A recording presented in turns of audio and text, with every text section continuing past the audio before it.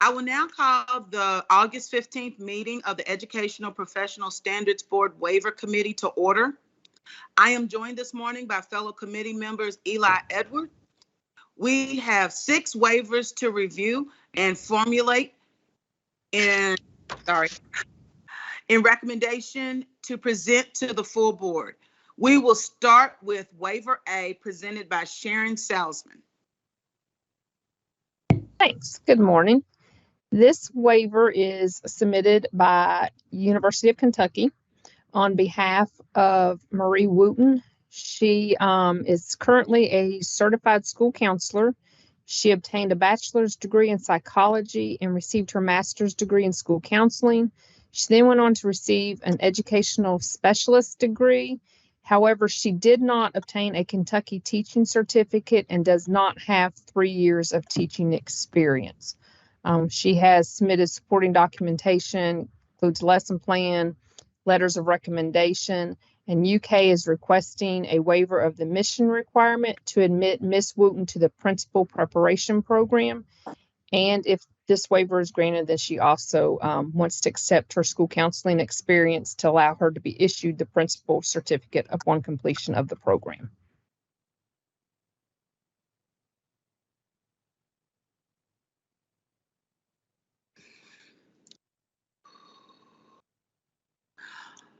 Are there any comments or questions? And Chair Gunn, I just wanted to let you know, I know the committee has seen a number of these over the last few years, especially with the counselors who do not have the teaching experience but do have some level of school experience.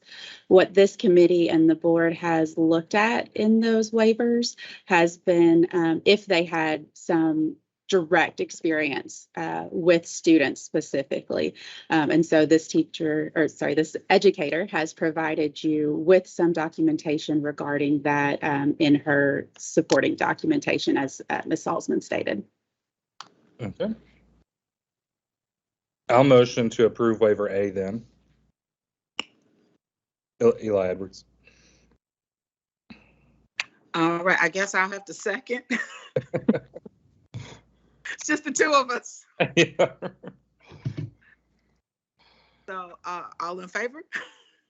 Aye. Aye. Okay, so motion waiver A, the committee has reviewed the request and voted in support.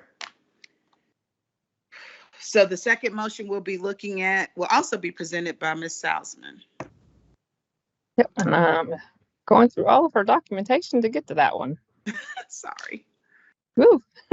I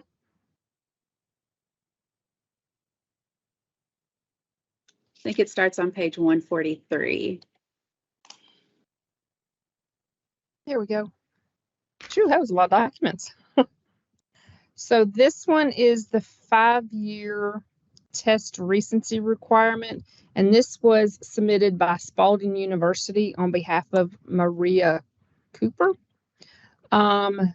She took the Spanish Praxis 2 in 2016 and received a passing score. She was then issued a temporary provisional certificate and was employed in a private school.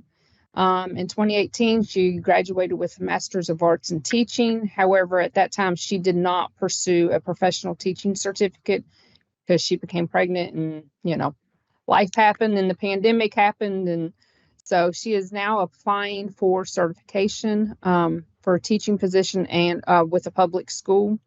She has submitted her application for certification, and then she learned that the Praxis 2 score expired last year.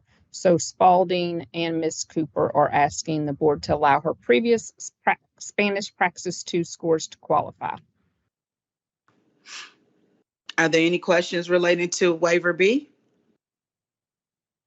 Do I have a motion?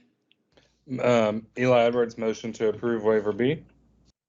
Kathy Gunn, I second the motion to approve. All in favor? Aye. All right, so waiver B is approved by the committee. Waiver C, looks like Crystal Horde or Todd Davis will present the summary for the waiver, please. Thank you. I'm here for the waiver committee meeting. However, I will have to leave. So Todd will be presenting in the board meeting. Waiver C is requested by, hold on, pull up my notes here.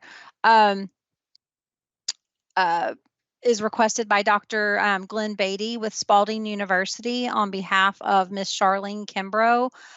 This is a similar waiver to one that you all have seen previously.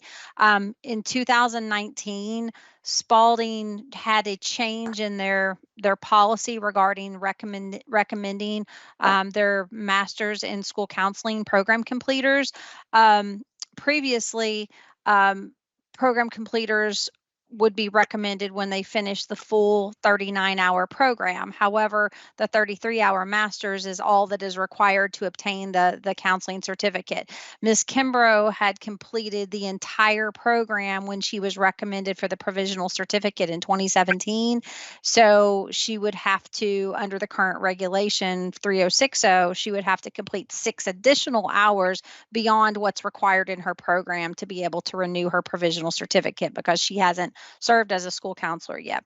So Dr. Beatty is requesting to allow her to go ahead and renew her provisional certificate for another 5 years, since she's already completed the 6 hours needed towards the standard program.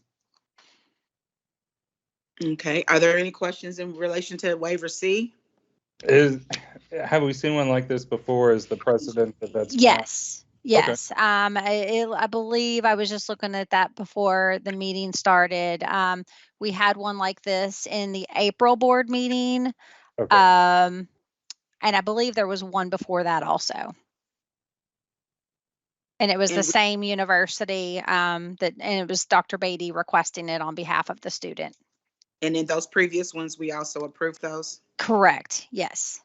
Okay. Do we have a motion? Motion to approve waiver C, Eli Edwards. Kathy Gunn, I second the motion. All in favor say aye. Aye. All right, motion C has been approved by the waiver committee. Moving on to waiver D, which will also be presented by Ms. Horde. Yes. So waiver D is requested by Miss Lauren Kovacs. She is an out-of-state prepared educator who completed an ESL endorsement program with Indiana University Southeast. She's employed by JCPS. She's been teaching English, or she's middle school and secondary social studies certified, but completed her ESL endorsement in Indiana. However, she has not pursued the Indiana certificate, the endorsement certificate, since she's not employed there. She has taken and passed our Praxis 2 assessment for ESL. So she's requesting a waiver of 4030, which requires her to possess the equivalent certification in the state where she completed that program. Are there any questions in relation to waiver D? Is there a motion? Motion to approve waiver D. I second the motion. All in favor say aye. Aye. All righty. The waiver committee has approved waiver D. Waiver E, also presented by Ms. Horde. Yes, waiver E is similar to the one that you just heard. It's also a waiver request of 4030 to waive the equivalent certification requirement for out-of-state educator. This one is for Ms. Tina Watson. In 2011, she completed a master's in educational leadership principal preparation program at Park University in Missouri. At the time, she was a resident of Indiana. She moved to Kentucky. She applied for Kentucky certification in 2017, and she's been employed with Jefferson County Public Schools since that time. She's now ready to step into a principal role. However, she never obtained the equivalent principal certification in the state of Missouri where that program was completed, and had no intention of doing so since she now lives here. She has since taken and passed our principal certification test, the school leader licensure assessment, and is requesting that the board waive the requirement in 4030 for her to obtain her Missouri certification. Are there any questions in reference to waiver E? Is there a motion? Eli Edwards, motion to approve waiver E. Kathy Gunn, I second the motion. All in favor? Aye. Okay, on to motion, waiver F, also presented by Ms. Horde. And last but not least, this one is a waiver requested by Mr. Douglas LaRue. It's a waiver of 8010, which is the rank 1 regulation. He's requesting to allow his master's in business administration coursework to count as his rank 1 program. Mr. LaRue is a certified social studies teacher. Typically, the degree has to match the certification area in which the teacher is certified for it to count as a content area degree. But Mr. LaRue has provided documentation on how his MBA degree does meet the Kentucky academic standards for social studies as it relates to economics, which social studies teachers can teach economics coursework or courses with economics content with the social studies certification.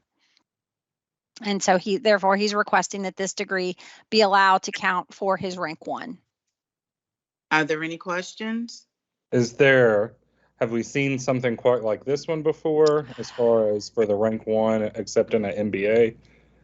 This one, no, not that I can recall an MBA for a social studies teacher. However, the purpose of allowing a waiver is for a teacher to, for an educator to provide documentation that they've met extraordinary, exceptional circumstances or extraordinary circumstances that it should be considered. And that's where, the documentation that he feels that he has provided does meet that according, based on his request. So that is up to the waiver committee to determine if the documentation he provided does meet extraordinary circumstances for this request. And just to follow up on what Ms. Ward has said there, we do see these requests for MBAs or other degrees where they are able to show that it does link to the coursework that they are teaching and tie it to the academic standards. And that is with the rank change, if it's not from an approved program or the specific content here, an additional 30 hours in social studies, then the board has looked at, does that benefit and enhance their certification? Are they able to tie that to the standards that they are teaching in a way that this degree is enhancing their abilities in that area?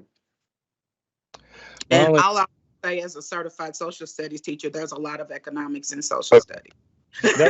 That's what I was about to ask is, Ms. Gunn, if you felt like if economics was broad enough to sort of cover all of social studies.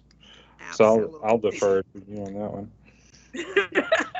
That's my opinion. I mean, it's just my opinion, but definitely.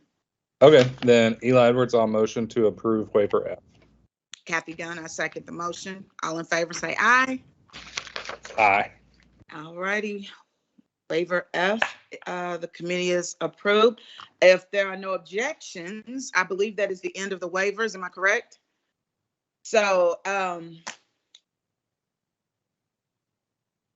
hearing no further discussion at this time, the waiver committee, can we adjourn? I will see y'all in a few minutes when I get my technical stuff figured out. See you guys.